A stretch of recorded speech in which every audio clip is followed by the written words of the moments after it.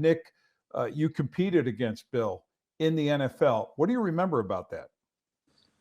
Well, I don't think we ever beat them.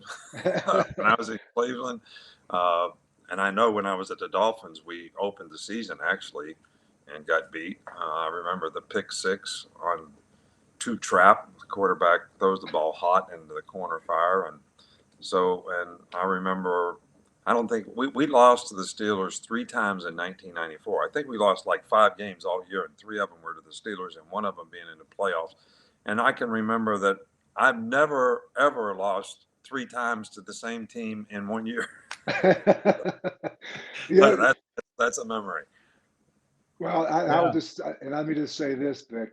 Nick Saban, and I'll go back to the point that, okay, we knew each other and competed against him and Bill. And I knew Bill really well because he offered me the job to come up be defensive back coach in 1989 with Parcells. But I said, no, I'm going to stay with Marty because he gave me my first chance. I went with Kansas City. And we got to know each other because he coached secondary and I had coached the secondary and I was coaching linebackers. So I went up there for a day and Bill and I exchanged defensive back drills I was giving him and he gave me linebacker drills. And all of a sudden he goes to Cleveland in 91 and all of a sudden we went from friends to adversaries because I went to Pittsburgh in 92. And all of a sudden it was like, okay, we quit talking to each other. And, and Nick, and you're coaching the guys, Frank Minifield, Hanford Dixon, Al Gross, Chris Rockins, all the guys that I coached three previous years. The two of you had an opportunity, I know, to meet in your office there, Nick, at Alabama. And Bill, you were kind of seeking, I think, some knowledge, of course, and why not, from Coach Saban. What were some of the things the two of you discussed? Well, number one, I go back before that. Back in 1999, Nick remembers this. I came into his office and said, Nick, tell me about Plaxico Burress because I got like the 9th pick in the draft. I go, he's just an unusually tall, big guy. And I says, but I talk with him, and he's just not an easy guy to talk to. And Nick, I don't know if you remember this. You told me this. You go, let me tell you about Plaxico Burress, Bill. He'll walk the line, but he won't cross it.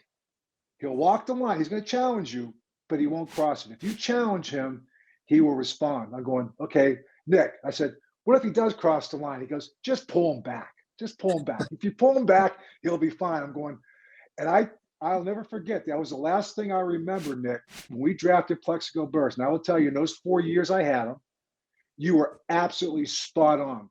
Would he challenge you? Yeah. Was he a pain at times? Yeah. But on Sundays, you know what? You sound like Plex. You can't catch. Will you just high point a ball? You're 6'5", playing like you're 6 foot. I said, just go high point a ball one time. And he'd worked at it.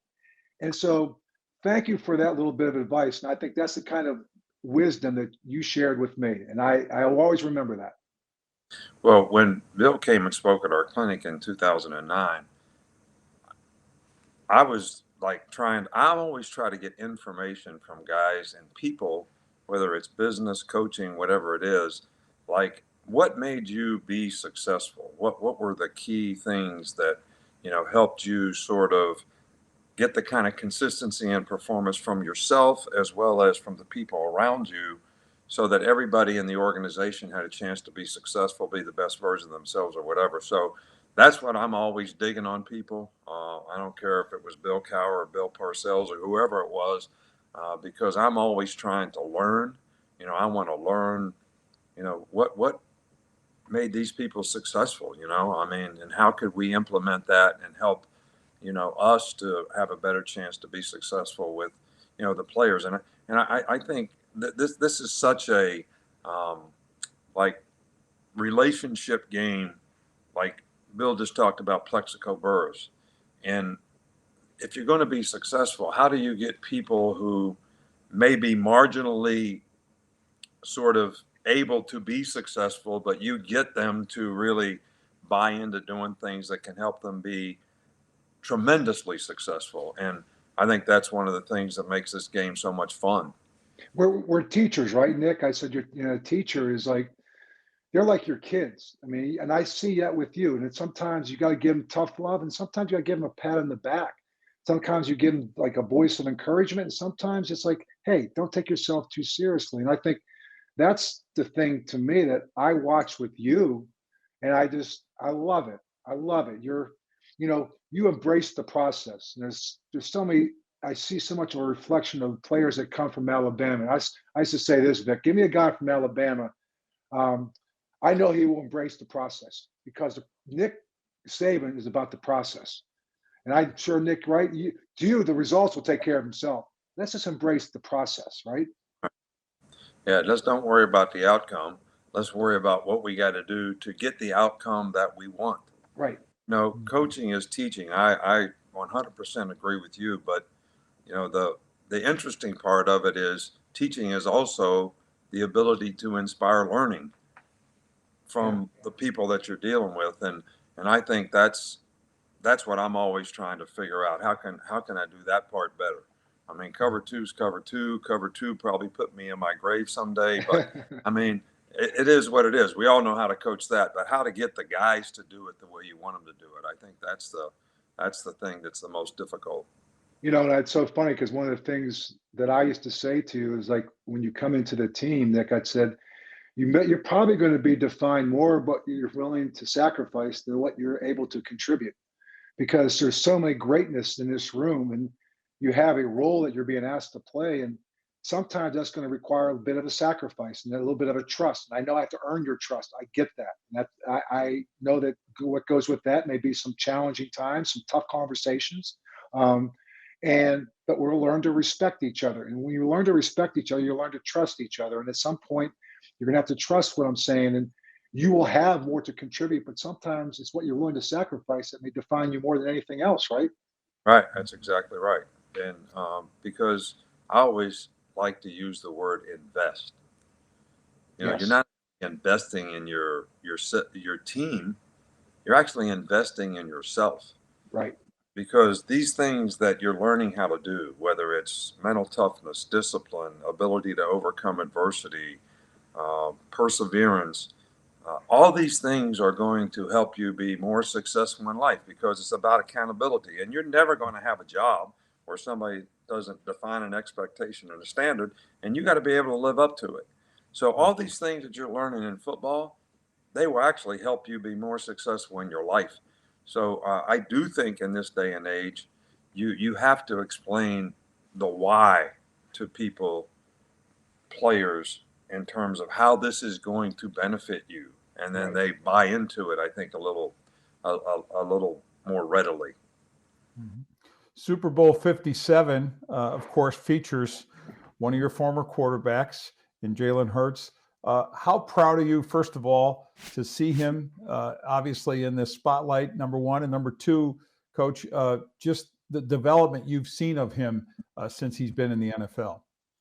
Well, I think Jalen is defined by the very word that you used in terms of his commitment to his development. If you understand the history of this player, he went 26-2 here as a starter, bought into everything in the program, and got beat out, and went through a whole season after being 26-2 as a starter of being a backup player. And we had a conversation. I always meet with the players, strength, weaknesses, where you need to work on. And he wanted to graduate from Alabama, so he wasn't going to transfer until he graduated. I said, you need to work on becoming a better passer. You can't just make plays with your feet. So this whole season, I want you to focus in practice on reading coverages, being more instinctive with getting the ball out your hand quick, anticipating throws and windows, and understanding the passing game better and being able to read and dissect what you need to do quickly, and focus on that because you want to play in the NFL someday. That's what you need to improve on. And he was his diligence in doing that on a daily basis. Wouldn't take off running in practice. Made himself stand in the pocket and learn how to do that. And then when he wanted to transfer, he said, "Well, I feel comfortable going to Maryland because Coach Loxley was my coach, or going to Miami because Danny Enos was my coach, or I could go to Oklahoma." And I said, "Well, who has the best players?" He wanted to go to Maryland or Miami. I said, "You need to go to Oklahoma. They got the best players. So you best coach to develop you as a quarterback, and you're going to be around the best players. So that's going to enhance your chances of having success. So he did that. He had a great year. I was worried about having to play him in the playoffs. Being a Yeah. quarterback there never worked out that way. And I can't tell you how proud I am of seeing this guy in the Super Bowl, only because I know firsthand what he went through to get there and how he dedicated himself to doing the things that he needed to do to make himself a better player, make him a complete player at the position. And, we've got 4 guys on the Eagles. Everybody says, well, who are you rooting for in the Super Bowl? I just root for our guys. I just look at the roster and say, how many guys do we have on that team? Okay, that's who I'm for. Hey, well, it is multiple on almost every team, Nick. Hey, how about the fact that you had for a year, correct me if I'm wrong, you had Tua, Mac Jones, and Jalen all in the same quarterback room, correct? All in the same quarterback room. How That's about the fact that all 3 of those guys are the faces of their respective franchises? And, you know, I see Jalen and I just think his messaging sounds like a message from Nick Saban that he's talking about, again, just not getting caught up with all the highs and not getting too low with the lows, staying middle ground, recognizing it's not over till it's over. I think Devontae Smith said that before, like we got one more game, and they said to him, "Where did you get that?" He goes, "Bama." So, you know, you have made an imprint on a lot of these guys. But how about those 3 guys? Give me one word for each one of those guys that you had them as you were Tua, Mac Jones, and Jalen. I want to tell you one more thing about just to tell you, we're having a team meeting today because we're going to start 4th quarter program, here in the next Yeah. week or so. So instead of me getting up in front of the team and talking about the importance of the 4th quarter program, I'm taking Jalen Hurts' press conference where he wears a T-shirt that says discipline, effort, toughness, pride, all these things. I usually like to wear white shirts at practice sometimes. So there's a white shirt, represents Bama, 4 quarters, commitment, discipline, effort, toughness, and pride. So fun shirt. It's our 4th quarter T-shirt. He's wearing it in practice in camp, and he's at a press conference talking about the importance of winning in the 4th quarter. So I said, just give me that. I'm putting that up on the board today. They're going to the Super Bowl. So I'm not going to say the importance of the 4th quarter program. I'm going to let him do it for me. Which is a reflection of you. It's awesome. That's awesome. It's astounding to me, all the mountains you have scaled in your great career. And yet you're still not only still at it, but you seem to approach the job as if it's your first year and you're just, and it's not getting any easier, and you just keep pushing. What pushes you? What is driving this? That's a good question. I like the relationships with the players. I like the competition. I like trying to build a team. And it's a new challenge every year. When I first was coaching, I'd go someplace and be there for 5 years, build a winning program at LSU, win a national championship, and then say, okay, what's the next challenge? And then I went to the Miami Dolphins. And but I would do that at Michigan State, went 10-2. What's the next challenge? So when I got here, I just said, you got that same thing. It's like taking a new job every year. Mm-hmm. Every year, this is like a new team, a new job. It's like going someplace else and building a program. You got to build your team every year. The intangibles, the mental toughness, the discipline, all those intangible things, as well as how do I put these guys in the right places, get the right pieces together, feature the right players. So that's still very challenging to me. But the one thing that I think about some is I don't want to ride the program down here. In other words, I don't want my age to be some kind of way an impediment in continuing to be successful because people say, well, he's too old now. He won't be the coach when I'm there or whatever. So when that starts to happen, then, and I'm going to say, what I love to do is not as important as the program continuing to be successful. You know what, Nick, I would just say to you on that behalf, when I stepped away, I was 49 years old. Some of it was for family reasons. And I do to this day miss the competition. I do to this day miss is strategizing. I love putting together game plans. I did for 15 years with defensive game plan every week, putting new blitzes and trying to take everything to the staying a step ahead. You go blitz zone, I'm going to go to blitz quarters. I'm going to go blitz 2. So I try to, as you know, part of everything you're trying to do as a coach is to stay a step ahead and continue to evolve. The one thing I don't miss was the lifestyle. And it was one with which at the time to go back, I've had some time off. I still do have a platform, but I do enjoy sharing the wisdom and trying to talk about the culture that you're trying to build, which starts from the bottom up, not from the top down. It starts from the bottom up. And, from the standpoint of the most important person in your organization is going to be the receptionist, because when you walk into that building, you think about the history, the tradition, and you look around and see all the trophies. The first person you meet is that tradition, that receptionist.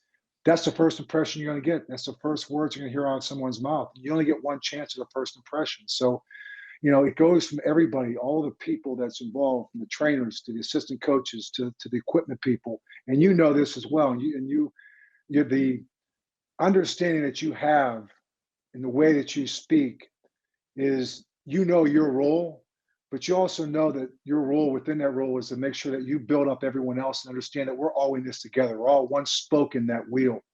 When you pull a spoke out, that wheel's not as strong. Right. You're only as strong as that weakest spoke. Right. I mean, right. to a degree. And so you're building core fibers and core values that these guys will be able to take if they don't make it to the next level. And you said it before, this is applicable to life. Right. And I know, I feel from my standpoint, the platform I'm on, people like yourself, what coaching is about, what teaching is about, what mentoring is about, is really about carrying those core values and the obligation we have to carry it to the next generation. Right. And you still have it, and it's still fire in your guts. I get fiery now. I haven't lost a game in 16 years though, Nick. So I haven't won one, but I still haven't lost one. So, but I still love the platform, be able to discuss those core values and just be able to share that and to leave that, because it's still, the game has changed. The athlete has changed. The rules have changed, but the approach, what you approach, there's a successful approach about things that we should carry on. And thank you for doing what you're doing at the college level. And you're excellent at it. And you haven't lost a thing. I appreciate you saying that, but I want to tell one more story. So when I'm coaching at the Cleveland Browns, I grew up 100 miles south of Pittsburgh in Monongah, West Virginia. Nobody knows where that is, and I'm not recommending that anybody go visit them. All right, but so I grow up. Everybody's a Steeler fan, and the Steelers and the Browns are rivalries. So when we play the Steelers, and I'm in Cleveland, my whole family, everybody's a Steeler fan. I got to get 100 tickets for all of guys I grew up with, all my family. Everybody wants to go to the game. And they're all rooting for the Steelers. There was no loyalty to. Hey, listen, and we're riding out on the bus, and people are fighting. Browns fans are fighting with Steelers fans, and I'm saying, "There's my buddies right there fighting for the Steelers." Nick, when I was, awesome. I grew up in Pittsburgh. I grew up 4 miles from Three Rivers Stadium. When I was playing for the Browns, my dad, the true statement, the night before we're playing, they come down, the old aerial, they would take the aerial, okay, and they would turn, he would put first of all, he put a Cleveland Browns sticker on his bumper. I said, Dad, that's not a good idea. I said, you don't put a Cleveland, he did. They would, the night before the game, they'd take his aerial and put it into a P. And he was so mad. So the next couple of years that I come down, he would stay up all night because I'm going to catch that. I'm going to, whoever's doing it, I'm going to catch him. I'm like, Dad, just take the bumper sticker off. You don't have to, no, you're for the Browns. I'm with the Browns. But then all of a sudden, here's a great story, and I'll share this with you. So in 1992, okay, so, you're there. So Neil O'Donnell gets hurt, and I put Bobby Brister in for the end of the season. We finish it out. And so then I put Neil back in, because back in that day, I said, you don't lose your job to injury. But Neil hadn't started probably in a month. It probably wasn't the right thing to do. The Buffalo Bills came in, they beat us. I go over to my parents' house. I'm sitting down at the dinner table. My brothers are there, and everyone's there. My dad's at the end of there, pops open a beer, Iron City beer. And I'm on the other side, and he goes, how about those Steelers? How dumb of that was them to start that Neil O'Donnell. They hadn't played in over a month. I go, Dad, dumb. I go, it was me, your son. That was my decision. He comments, I goes, oh, yeah, I'm sure you had a good reason for it. I'm like, so he really didn't agree with me, but he just said I probably had a good reason for it. That's awesome. Oh, good stuff. Yeah. Great stuff. All right. Well, we can't thank you enough, Nick and Bill, for doing this, because I think this is football gold here that I think people will enjoy. So much respect, Coach, for what you do, and just you haven't lost a fire. You're not going anywhere anytime soon. And listen, I'm going to come down. We're going to get together. We're going to talk some old good defensive schemes. So we'll get together in the near future. We need to do that. I'd love it. It'd be great. But I appreciate y'all taking the time. I enjoyed visiting, and hopefully something good comes out of this. And some young guy, someplace, some young person listens to what we're talking about and says, "Hey, I'm going to create a legacy for myself by trying to do the right thing so that I have a chance to be successful," because that's really what it's all about. That's the last words that Mr. Rooney used to always say to me, Nick. When it came down to it, he would. Before he'd leave the building, I'm thinking, okay, I might start this one guy. I might thinking about benching a certain guy. He goes, Coach, just do the right thing. And then he would leave, and I'm thinking, okay, what's the right thing? Like okay, that didn't help me much, but it was just do the right thing. And I'm like, okay, you just threw it back in my court. But you're right. Do the thing that turns out right. That's what. But you know what though? He was more about the process, and he almost let you fall. He would let you fall, because if you fell, you didn't do the right thing, it was a lesson learned. And sometimes the best lessons learned is when you fall down, but you learn to get back up, right? Right. That's exactly right. But if we could just get people, think of the number of times, I know I think of myself, and a lot of times I tell the players, there's a lot of things that I didn't do right. Yeah. But I knew the right thing before I made the decision not to do it right. Yeah. If we could just get everybody to make the decision to do things right when they know it's the right thing to do, I think would be ahead don't worry about the pushback.